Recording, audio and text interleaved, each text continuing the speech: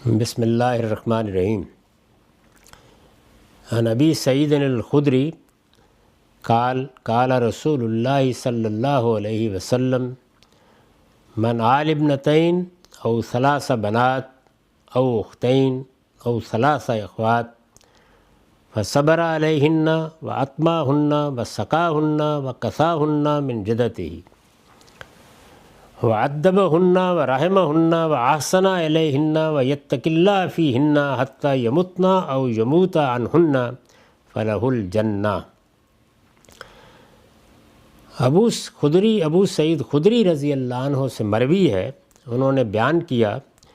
کہ رسول اللہ صلی اللہ علیہ وسلم نے فرمایا، جس نے 2 یا 3 بیٹیوں یا 2 یا 3 بہنوں کی پرورش کی اور یہ ذمہ داری صبر و استقامت کے ساتھ نبھائی، فصبر علیہن،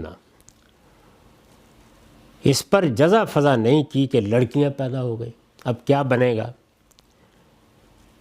وَأَطْعَمَهُنَّ وَسَقَاهُنَّ وَكَسَاهُنَّ مِنْ جَدَتِهِ، اور جو ثروت خدا نے بخشی تھی اس سے فائدہ اٹھا کر انہیں کھلایا پلایا پہنایا، انہیں تہذیب سکھائی، وَعَدَّبَهُنَّ وَرَحِمَهُنَّ وَأَحْسَنَ عَلَيْهِنَّ وَيَتَّقِ اللَّهَ فِيهِنَّ، انہیں تہذیب سکھائی، ان کی شادیاں کیں، ان کے ساتھ حسن سلوک سے پیش آیا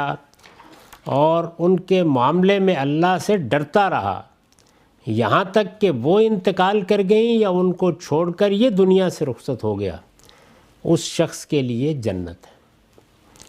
یعنی مطلب کیا ہے کہ یہ سب اس نے کیا کس طرح؟ خدا پر سچے ایمان اور اس کے حضور میں جواب دہی کے احساس کے ساتھ، یعنی جب اس جذبے کے ساتھ اس نے اپنی پوری زندگی میں یہ خدمت کی تو رسالت پاک صلی اللہ علیہ وسلم نے بشارت دی ہے کہ فلہ الجنہ، اس کے لیے جنت کی خوشخبری ہے۔ ہم اپنی انفرادی زندگی میں بھی، اپنے اجتماعی معاملات میں بھی اللہ کے اس قانون کے تحت ایک آزمائش اور امتحان سے گزرتے ہیں جس پر اس عالم کا نظم قائم کیا گیا ہے۔ یعنی قرآن مجید میں پیغمبروں نے ایک ہی بات بہت وضاحت کے ساتھ بیان کی ہے کہ دنیا کی حقیقت سمجھ لو، اگر اس بنیادی بات کو سمجھنے میں غلطی ہو گئی تو آگے ساری عمارت ہی ٹیڑھی ہو جائے گی۔ اور وہ بنیادی بات کیا ہے؟ وہ بنیادی بات یہ ہے کہ یہ دنیا ایک عارضی دنیا ہے، یہ عدل کے اصول پر نہیں بنی، اس میں جزا و سزا کا قانون کار فرما نہیں ہے، اصلاً یہ دنیا امتحان اور آزمائش کے لیے بنی ہے۔ اب اس میں اللہ تعالیٰ نعمتیں دیتا ہے اور اللہ تعالیٰ چھین بھی لیتا ہے۔ عربوں کے معاشرے میں اگر مثال کے طور پر آپ کے ہاں نرینہ اولاد ہو گئی ہے تو کچھ پرورش کچھ تربیت کے بعد وہ دست و بازو بن جائیں گے، کوئی ان کی ذمہ داری آپ پر نہیں رہے گی۔ بچیوں کا معاملہ یہ نہیں تھا۔ اسی طرح کی صورتحال اس وقت پیش آ جاتی تھی جب والدین دنیا سے رخصت ہو گئے اور بہنیں رہ گئیں تو دونوں کو لے لیا اور یہ کہا کہ جس وقت ان لوگوں کی پرورش کی جائے گی، ان کی تربیت کی جائے گی، ان پر وقت صرف کیا جائے گا، ان پر سرمایہ لگایا جائے گا کہ جو اپنے معاملات کو خود انجام دینے کی صلاحیت نہیں رکھتے۔ اس کا تعلق حالات سے ہے، یعنی اب بدلے ہوئے حالات میں عورتیں، بچیاں، ہماری بہنیں وہ بہت سے کام کرنے لگ گئی ہیں، انہوں نے تعلیم پالی ہے، وہ اسی طرح سے ملازمت بھی کرتی ہیں، اپنے پاؤں پر بھی کھڑی ہو جاتی ہیں، لیکن ابھی بھی کتنی تعداد ہے؟ بہت بڑی تعداد میں ذمہ داری یا والدین پر ہوتی ہے یا بہن بھائیوں پر ہوتی ہے۔ تو یہ ذمہ داری جب اللہ تعالیٰ نے ڈال دی تو پھر اس کو کیسے ادا کرنا چاہیے، کیسے انجام دینا چاہیے، اس کو بیان کیا ہے۔ اور اس میں دیکھیے کیا کیا پہلو بیان کیے ہیں۔ ذمہ داری ہے، بہرحال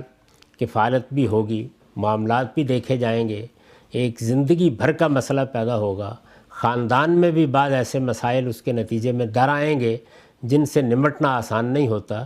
ان سب معاملات کو اپنے سامنے رکھیے، ہمارے اپنے معاشرے میں، ہمارے اپنے خاندانوں میں یہ سب چیزیں پیش آتی ہیں اور پھر دیکھیے کہ اس میں کن صفات کا تقاضا کیا ہے اللہ کے آخری پیغمبر نے۔ فرمایا کہ ایک تو یہ ذمہ داری صبر و استقامت کے ساتھ نبھانی ہے، یعنی ذمہ داری آ گئی ہے، بچیاں ہیں تو اب ان کو پالنا ہے، ان کی پرورش کرنی ہے، ان کے معاملات دیکھنے ہیں، آگے ان کا گھر آباد کرنے کی صحیح کرنی ہے، اور گھر آباد کر دینے کے بعد بھی بہت سی ذمہ داریاں ہیں جو ہو سکتا ہے زندگی بھر ادا کرنی پڑے۔ تو ان سب ذمہ داریوں کو ادا کرتے وقت پہلی چیز جو ہونی چاہیے وہ یہ ہے کہ لمبا عرصہ ہے، بڑی مدت ہے، تو فصبر علیہ،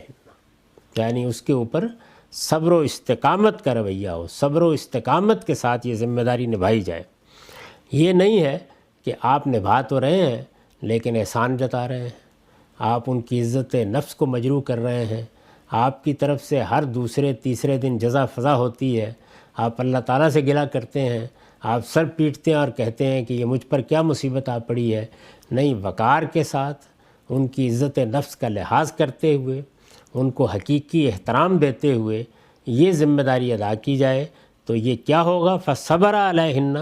یہ گویا اس ایک جملے کے مضمرات ہوں گے۔ تو پہلی بات جو فرمائی وہ یہ فرمائی۔ پھر یہ کہ انسان کے پاس جو کچھ بھی مال ہوتا ہے تو وہ خیال کرتا ہے کہ یہ میرے بڑھاپے میں بھی کام آئے گا، اس میں کچھ عیش کا بھی خیال ہوتا ہے۔ اب آپ پر ذمہ داری آ پڑی، ذمہ داری آ پڑی تو اپنے کمائے ہوئے مال سے، خود محنت کر کے کمائے ہوئے مال سے دوسروں پر خرچ کرنا ہوگا۔ یہ آسان کام نہیں ہوتا۔ تو اس میں ظاہر ہے کہ جو اس وقت کی صورتحال ہے کہ ان کو آپ نے کھانا کھلایا اور ان کے لیے لباس کا اہتمام کیا، انہیں پہنایا،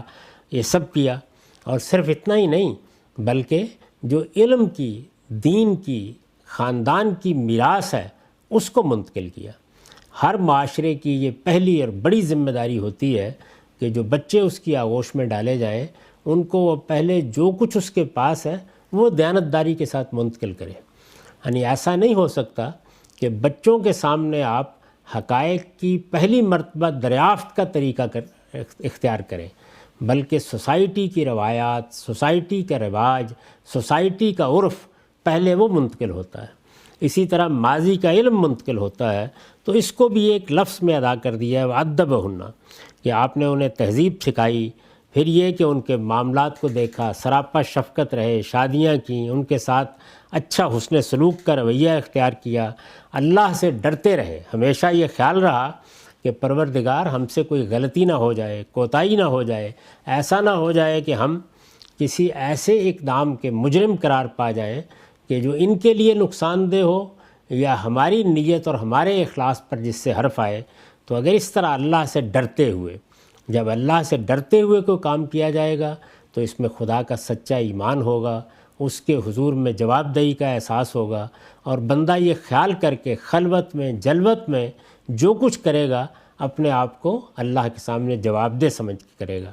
تو بچیوں کے معاملے میں، بہنوں کے معاملے میں اگر یہ رویہ رکھا اور اس کے بعد اللہ کی طرف سے وہ وقت آ گیا کہ یا وہ دنیا سے رخصت ہو گئیں، یعنی مطلب یہ ہے کہ جو ذمہ داری اللہ نے ڈالی تھی وہ ذمہ داری پوری ہو گئی، اور یا بندہ اس دنیا سے رخصت ہو گیا، تو ارشاد فرمایا کہ اگر یہ رویہ اختیار کیا ہے تو اس کا صلہ جانتے ہو کیا ہے؟ اس میں بہت سے گناہ معاف ہو جائیں گے، بہت سی غلطیوں اور کوتاہیوں کو پروردگار نظر انداز کر دے گا۔ یہی صبر، یہی استقامت، یہی خدمت، یہی تادیب، یہی تہذیب سکھانے کا عمل، یہ تمہارے لیے توشہ آخرت بنے گا، اور اللہ کے پیغمبر کی طرف سے تمہارے لیے جنت کی بشارت ہے۔ تو اللہ کے پیغمبر نے اس دنیا کے معاملے میں ہمیں یہ تعلیم دی ہے۔ اس اخلاقی تطہیر کے ساتھ، اس اخلاص کے ساتھ بچیوں کے معاملے کو، بہنوں کے معاملے کو دیکھنا چاہیے۔ یہی ایک بندہ مومن کے شان ہے۔ وآخر دعوانا الحمدللہ رب العالمین۔